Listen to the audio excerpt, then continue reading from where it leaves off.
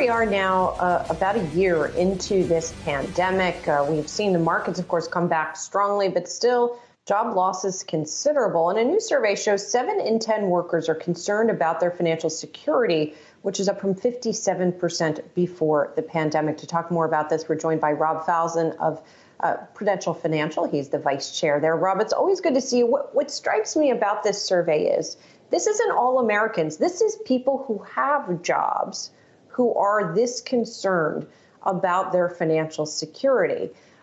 So what is that telling you about I guess they feel that their situation is pretty tenuous.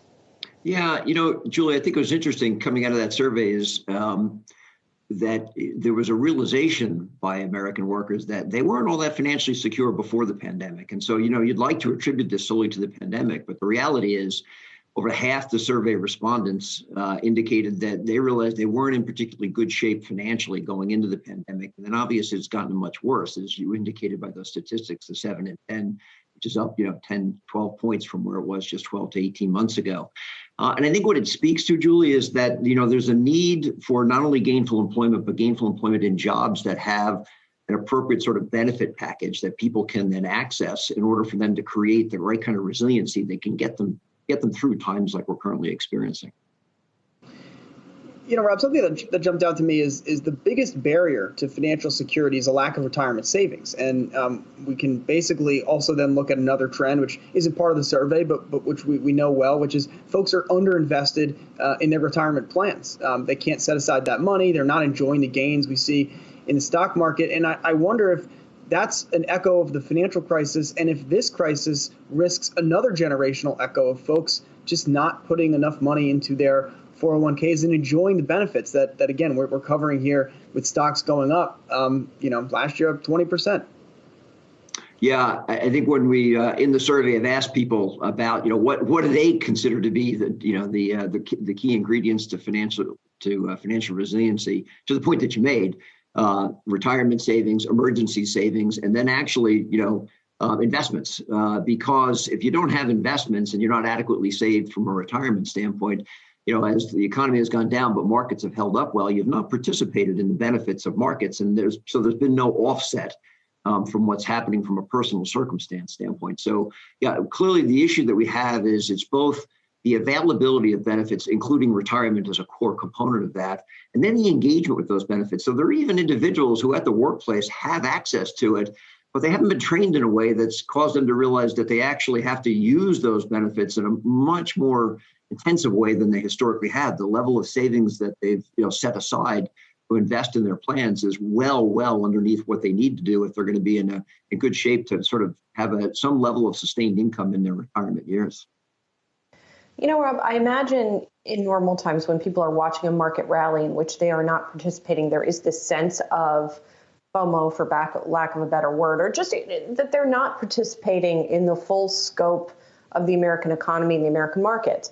Layer on top of that, what we're seeing now with individuals, retail investors, doing these market raids that we've been talking so much about over the past few days, GameStop, et cetera. What effect do you think that has on sort of normal investor psyche? Well, it's interesting, the whole GameStop phenomena. And it's interesting on multiple levels. You could probably do an entire show on that, Julie.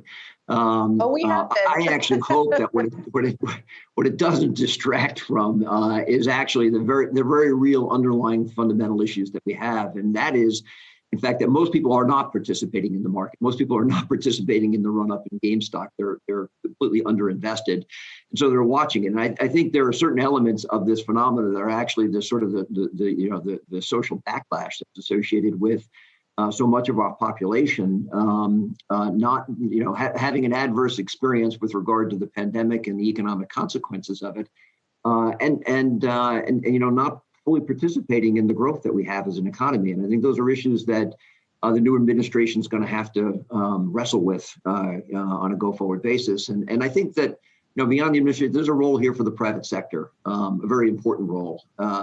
7 in 10 of the employees in our survey indicated that they look to core components of their financial resiliency package, that benefits package, to come from their employer.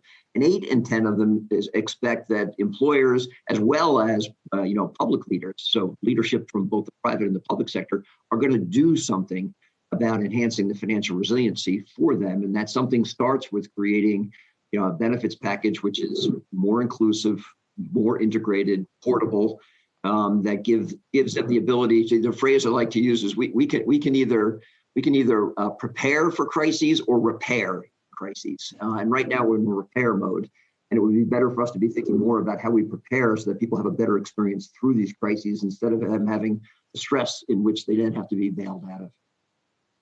Yeah, I think, Rob, we were talking earlier in the program, I think we're all about to learn a lot more about T+2 settlement than we ever thought we needed to. But that certainly seems to be a driving part of this story and sort of where we all go from here. All right. Rob Falzon, Vice Chair at Prudential Financial. Rob, great to get your thoughts this morning. Thanks so much for joining the show. Thank you.